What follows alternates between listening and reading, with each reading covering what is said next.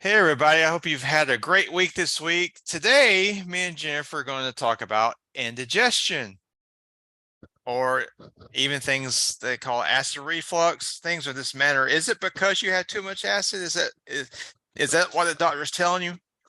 Well, today we're going to talk about some of the lesser known causes of acid indigestion. Good morning, Jennifer. How are you doing today? Hey, I'm doing pretty good. Awesome. Hope you are. Oh yeah. Yeah. So this is a really popular topic. As a matter of fact, I know a lot of people who keep things like Tums Mm, in their car. mm-hmm. It's like a popular thing to have in your car or in your purse or whatever. Yeah. Yeah, people are just popping Tums. I remember in college, I had a lot of burning under my sternum, and I remember a doctor. I didn't even see the doctor. The doctor just called and told me to take something. I can't remember what it was. It was a prescription that was pretty much like a prescription for Tums, but I never even saw the doctor. But it was a burning under here, so it wasn't even like a burping up burning. It was a burning down here. So without even seeing the doctor, he called in a prescription for this. Um, anyway, It's a now I huge. know I had a lot of anxiety, Oh yeah. and we've talked about anxiety before, and anxiety can really cause a lot of like chest pain and stuff like that too. And so I think it was really more that than anything else. I do too because I've had it, and Hmm. anxiety will really mess up your digestion. Yes, yes. And That's I would funny think, though, that doctor, they're so, I'm sorry, go ahead, Jennifer. no, no, no, you can keep going. It's so prevalent, indigestion is so prevalent in America. They just, you can call them on the phone, just go take some Tums, you Yeah, know. right. Yeah. And is that really what you need? At the School of Natural Healing, they would say no. Absolutely not. As a matter of fact, not just in School of Natural Healing. I'm right now. I'm an intern. Hopefully, by the time this is published, I will no longer be an intern, but I will actually be certified. But in my school now, and we talk about the harmful effects of Tums. Tums is that is definitely not healthy. Mm-mm. Yeah, that I've even had. I've heard uh people say that if you need to take calcium, we need calcium for strong bones, blah blah blah, that Tums is a good supplement for that. And it's Oh, like, oh my gosh, so people are taking Tums for their calcium. Well, I mean, I can see why Tums would promote that. yeah. Yes, so you can take it when you have burning in your esophagus, but you can also take it for bone health. So let's take it all day all the time. And so what is Tums? So Tums, I don't even know what is in it, but it is used to neutralize stomach acid. And so people think, oh, I've got this burning in here, burning in my chest. So it's because too much acid. I need to take something to take this acid away. And so that's what it does. It neutralizes the acid. However, we need that acid. And what we learned in the School of Natural Healing, and what we're talking about in my classes now too, is a lot of times if we've been eating the wrong foods, eating the poor quality foods, and we don't have enough stomach acid, our stomach is just churning and churning and churning. It just doesn't know what to do with this poor quality food. The sphincter that opens up, we're on a podcast, but I'm showing you the sphincter at the end of your esophagus gets weak, and you start burping to try to create more acid. We're trying to get more acid in there. We need this hydrochloric acid to break down proteins. And we need all those amino acids for all the different body functions. And so the hydrochloric acid is in there to help break down your proteins into amino acids, because you need those proteins to attach to everything to go into your body systems. So this could lead to a whole trail of topics. I didn't Oh think about yeah. that, but you need protein just to attach to blood glucose, to insulin, to get into your receptors, to get in your blood cells. So we need all of these different things, but we can't get them if we don't have enough hydrochloric acid. So it's the opposite. People think I have too much acid, that's why it's coming back up and burning. And so they're taking the Tums to slow it down, and all they're doing is make it even worse. Yes. Another thing they like to use are protein pump inhibitors. Yes. This is a very strong form of acid suppression. Yes. Oh my God. I worked with a girl that she had the ulcerative colitis. They had her on proton pump inhibitors. And look, if you want to know about that, about the side effects, go Google those. Oh my God. And why? Because like what me and Jennifer teach is digestion. Everything starts in the gut. Yeah. Yeah. And we need that. Yeah. So every now and then there could be someone who has too much stomach acid, but it's usually someone who, it could be somebody who with high anxiety, Yeah. and it's usually a younger person. The older you get, especially the poorer your quality your diet, the less hydrochloric acid you have, the less stomach acid you have. There's a couple of different kinds of acids, but it gets less and less the older you get. And so that's why we see in older people, we see issues. It can also be, people who are obese, all their organs are being smushed and pushed up too. And so that can, sometimes those sphincters can loosen up. Yeah. Too much stress on it. Yeah. And then poor quality diet also. Like most of our foods in the standard American diet are inflammatory. They're highly processed. If you eat, well, so many people, oh gosh, I mean, just think about keto or carnivore, even worse. God. Meat, we don't eat meat raw. I mean, you might if you're eating sushi, but meat is protein that's already, bound together, and then we cook it. And so when we cook it, it coagulates. And so it's just like, so it was already stuck together, but now it's like sealed together. And then we eat that and it has to go into our stomach and then it has to be broken down. And so you can see how difficult that's going to be, which is why we don't eat meats at all, not even the sushi meats. But if you eat plant proteins, those proteins, they're bound, but they're more like this. They're not completely stuck together and they're much easier to break apart into the stomach and pass through, and they're so much easier to use. So it's really, it's just not a concern where are you getting your protein, because protein is in everything. But it's the quality of your protein and not eating too much. If you eat, like we learned in school, you only need a little bit of protein a day. Like the size of a small can of tuna fish is really all the protein you need if you eat tuna fish. Just for those of you who do, so you can get a relative plan. So if someone goes and has the standard American diet of like a chicken biscuit or sausage biscuit for breakfast or bacon with their toast, they probably already had enough combined with these other inflammatory foods, Yeah. that goes in there, and your body has to break it up. But then they eat it again at lunch. It's a burger, or maybe it's a ham sandwich, or maybe worse, it's a hot dog, and that has to be broken down. And then it's dinner. And dinner could be, it could be steak and potato. It could be, barbecue chicken, it doesn't matter. But we're eating too many of those animal products, and the stomach has to work so hard because we're eating meat that is bound together and then cooked to hold it together even more. And so we're using so much stomach acid to break all of those bonds. And eventually, I mean, it will tend to weaken your digestion. But like you're saying, Jennifer, that I mean, you've had people, younger people may have too much acid, but as we get older, the body doesn't produce as much acid to begin with. And then so in the same people, they're eating what you're saying, like a bunch of meat, and they don't have the acid to digest it.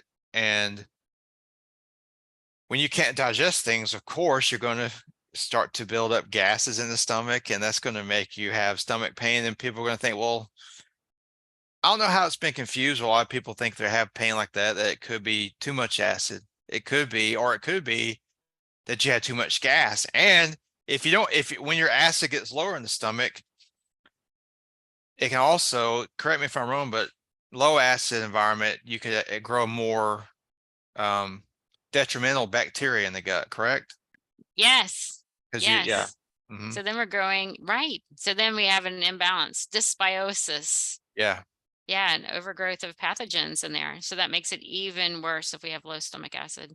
Yeah. So taking the Tums regularly, or taking I can't think of what it is, but there's a prescription that's common, the one that I took Yeah. that so many people take. And I know why they take it, because they have the burning in the esophagus, and the doctor doesn't know anything about hydrochloric acid, the regular doctor. And so they're telling them, you need the Tums, you have the stomach, your acid's in the wrong place. We need to tone it down. But you're absolutely correct. So then the pH changes, the pH of the stomach changes, and you have to have a certain amount. I mean, another reason we have the acid is to kill pathogens on the food we eat. So not just keeping the right balance inside the microbiome, but to kill any pathogens that we're taking in. So now we're taking in pathogens that survive and then thrive, and then we're throwing off the balance because the whole pH system is out of whack. Yeah. And so now you can start to see why you start to have so many stomach problems and the pain. I mean, what do you Yes. think about somebody if they have low stomach acid? What do you think about hydrochloric acid supplements? Do you think that's bad, or do you think it would suppress the? So betaine with HCl is usually Yeah. what a lot of people take. Now, I'm not licensed. We are not licensed. Yeah. Medical disclaimer. When we discuss supplements, we are not telling you to take supplements. We are just teaching you what we know, and we're telling you to use your own due diligence, do your own research, and look into these products. But a lot of times people do take betaine with hydrochloric acid, and it can be very beneficial. But you want to proceed with caution. One thing that you can do is you get the capsules. You can take one and see how you feel afterwards. If you take one with your meal, and if you experience some kind of burning, then you can take slippery elm, or you can even take a teaspoon of baking soda in water, stir it up, and drink a whole glass of water, and drink that down, and that should soothe it and take it away right away. If that happens, then that was not the right product for you. But Yeah. in most cases, it's usually fine. Most cases, some cases, you don't even notice a difference at all, but sometimes you feel better. And there are people who will do, now I'm not telling anyone to do this, but there are people who will take one with their meal and see, do I have Mhm. burning? Do I feel any better? And then the next day they will take two to Yeah. see, is there any burning? And so they kind of do a load test to see where they are, to see how much stomach acid that they need. But so you tell us your thoughts, and then let's talk about how you can increase your stomach acid. Well, I think most of our clients, I've never had a really young person come to me, because usually when you're young, you don't have a lot of health problems. So most of my clients are going to be 35 and over. And I want to say it's around age 30, I think, when the body starts producing as much hydrochloric acid. I could be wrong in the age, but it happens to all of us. My digestion is not as good as it used to be. And when I was in my 20s, I could eat whatever and just digest anything. But Obviously. but well, and I also, this may be too broad of a topic, but I also am starting to learn about, and I really believe in food combinations. Certain things, Can't go especially for together. me, if I eat certain foods together, oh God, it Mhm. doesn't. Yeah. And that's Yeah, a topic that a lot of people say there's no merit behind it, but I disagree. and that's something that I keep reading about. Dr. Christopher didn't talk about it, but Dr. Morris definitely talks Yeah. a lot about it. Dr. Rita Marie Lascalzo, she talks about it a little. And I just saw something recently, and I'm trying to remember if it was hers or if I read it somewhere else. But it was the same thing. It was, combining different foods, and even in learning about dysbiosis, which is something else we learn in her classes. Um, there are certain foods that people can eat or shouldn't eat, depending on where they are as far as their health goes. If you're Yeah. struggling with any kind of gastrointestinal condition, then it's important not to combine certain foods. And digestive enzymes can help if you're eating those kinds of foods. But if you're eating mono meals or eating foods that are not as complex, then you usually don't need digestive enzymes. Now, I am a complex person. All of my meals are very complex. And I'm wondering if I should. I've noticed a lot of My digestion's completely different too. Even going through these cleanses and things like that, I'm wondering if I should combine less foods too and eat. Maybe I need to look more into the food combining. I think I get confused with it, and I think other people do too. Yeah. When you go plant-based, it helps because there's not as many foods that you have to worry about. Like meat is, like you're saying, meat and dairy, those are very problematic foods. They're the hardest to break down. For me, I think that I personally believe, and just from experience, that I like to eat fruit alone. If I eat fruit and then eat Mhm, something with it, I usually bloat.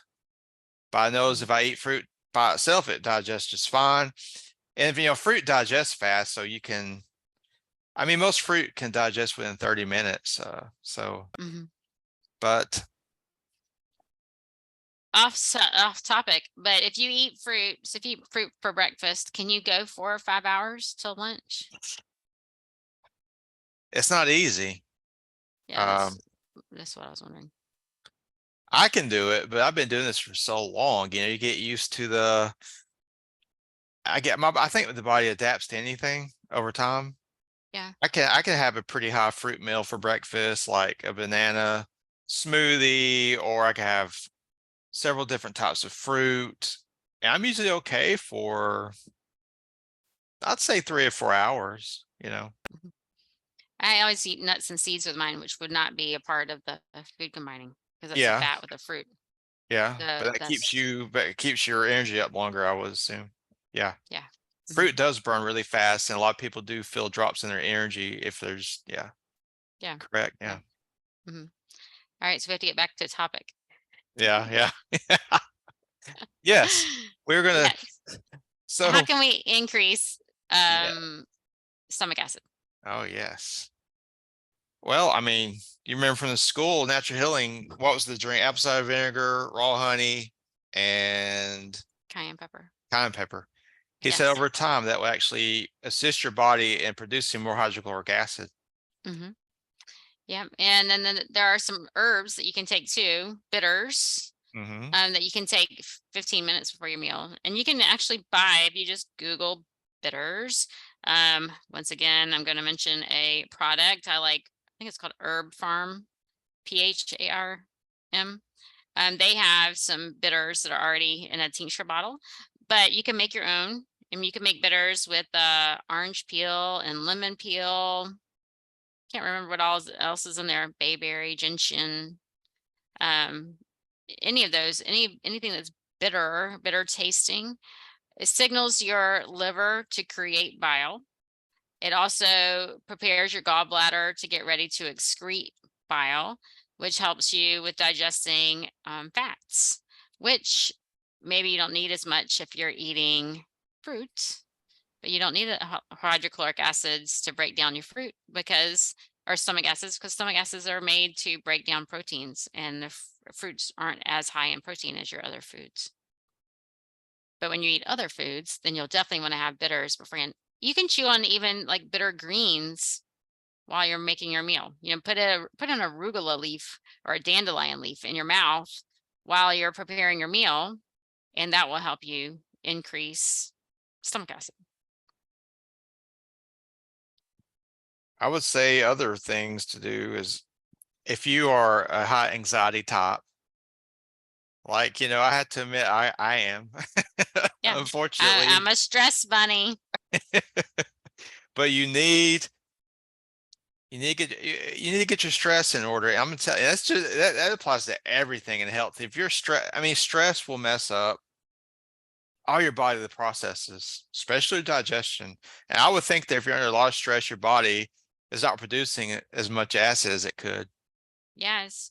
One thing you can do is before every meal, making sure you relax before your meals. I know I have my dinner time ritual that we talked about on here before, where I lay down on this right here against this wall, put my feet up against the wall, put my butt up on a pillow. I have a yoga mat here, Mhm. and I just lay there for 10 minutes with a hot, wet compress over my eyes.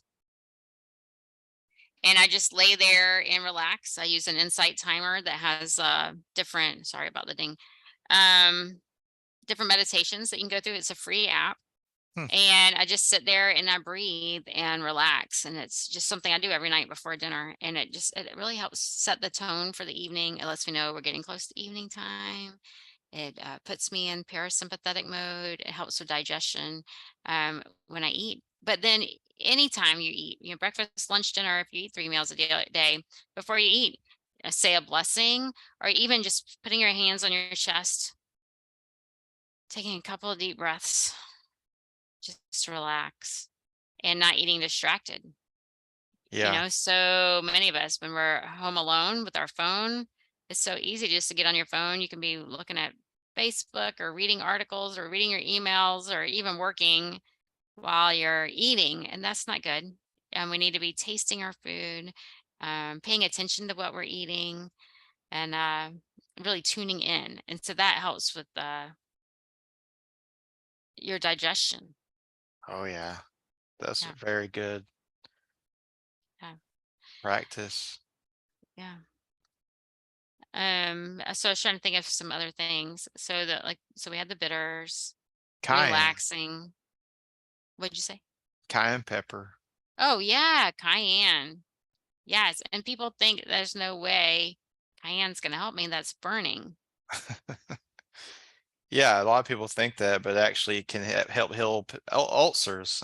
This is, I mean, this is even scientific. There, I found an article recently. It was talking about cayenne pepper, how it actually can heal ulcers. And Yes. of course, we learned that at the school, but a lot of people they want to see a double-blind study, and I found one, and it talked about the amazing properties of cayenne pepper. It increases your when you take it, it will increase your hydrochloric acid production. And if you have any kind of ulcer, it can help heal it. Yeah, it stops bleeding. Yes. Yeah, yeah, it's great.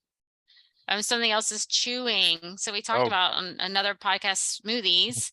Don't stick a straw in your smoothie and drink it all down because then you're skipping steps. yeah. Digestion begins in your mouth, and digestion actually begins before then. Digestion begins when you think about your food, see Mm, your food, smell your food. So like those of you listening right now, think about a lemon. Think about a nice, bright yellow lemon. Think about it's juicy. It's got that tart flavor. I mean, are the juices flowing in your mouth? Just thinking about it. It's like digestion's already started. And our mouth secretes amylase enzyme, which breaks down carbohydrates, which if you're eating a lemon or a fruit, that's carbohydrates. You definitely want to start that. You're drinking a smoothie, smoothies, they're not made with meat or oil. They're made with vegetables and fruits. And so they have carbohydrates. We need to chew. So chew, chew, chew. And we recommend smoothie bowls, not a smoothie. And so then you do have something in there to chew. Now, if you're doing a juice fast or a blended meal fast, then still don't use your straw. Put some in your mouth, swish, swish, swish, swish. So as Dr. Christopher would say, chew your juices, drink your meals. And so chewing is so important. We talked about eating in a relaxed state, focusing on your meals. But then there are ways. So we talked about taking like betaine with HCl, which is a supplement. But there are foods that contain, so our body uses enzymes to break things apart. And we can eat foods that are high in enzymes.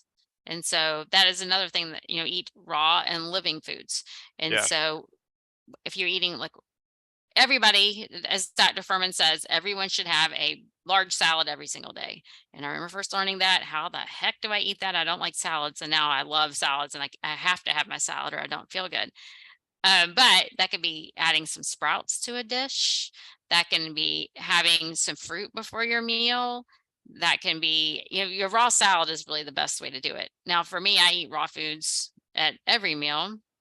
We tell people to eat, clean at least 80% of the time. Well, I probably eat raw 80% of the time, but that gives you lots of enzymes, which are important for digestion. Not eating acidic forming foods, meat, dairy, gluten. And then we can even add probiotic rich foods or fermented foods. We haven't even talked about that. So you don't have to go out and buy probiotics, but you could eat sauerkraut or kimchi, um, any kind of cultured vegetables. Make your own yogurt. Store-bought yogurts do have some, but they're not always. Pickles at the store usually are not.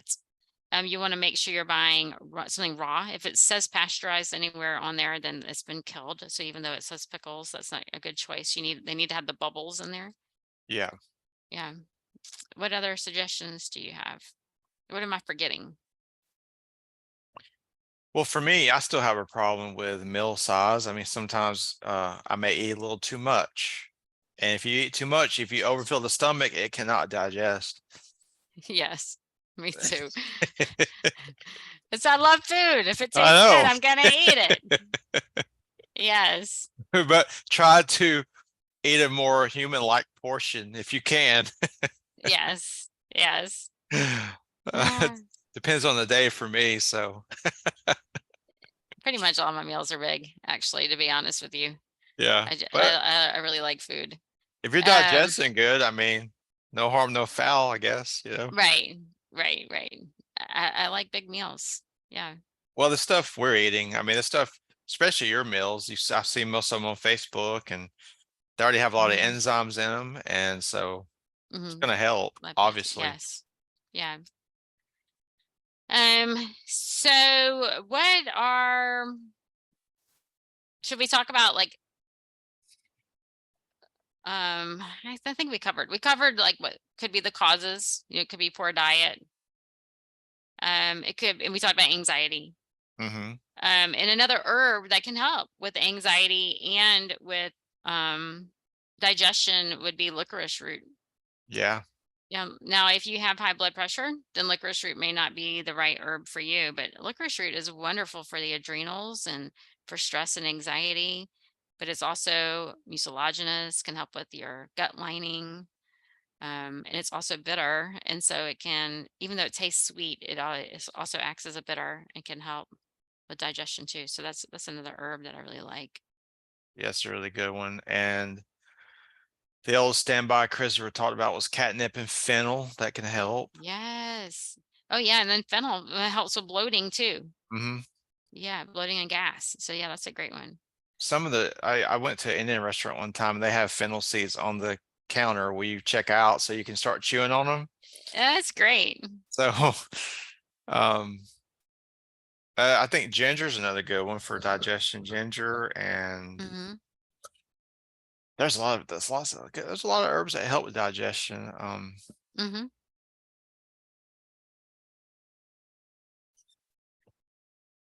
Well, any of the bitter herbs. Like we mentioned dandelion, but even chicory, Yeah, milk thistle yeah, can help too. Now, we think of milk thistle mostly for the liver, but it's also bitter and it can help. We mentioned gentian, orange peel or lemon peel. Um, did we say chicory? Chicory is really great. yeah, it is. Yeah. And then I think Yeah. one thing a lot of people don't know is if you don't stay hydrated, you got to stay hydrated all the time. If you don't, your Yes. digestion is not going to be good. Yes. Yeah. Hydrate for sure. So I just pulled up a list of things related to low acid. Hmm. It could be constipation, Mm. feeling full after eating a small meal, Ah, skin rashes, weak and brittle nails. That's because if you aren't not having, if you don't have enough acid, then you're not going to be absorbing your foods properly, not digesting them. So it leads to malabsorption. So you're not getting all the vitamins you need. Bloating, gas, and burping after meals. So a lot of times it could be related to a bunch of different things, especially the bloating, gas, and burping. yeah. But it's more like, when does it happen? Does it happen right after you eat? Are you eating too fast?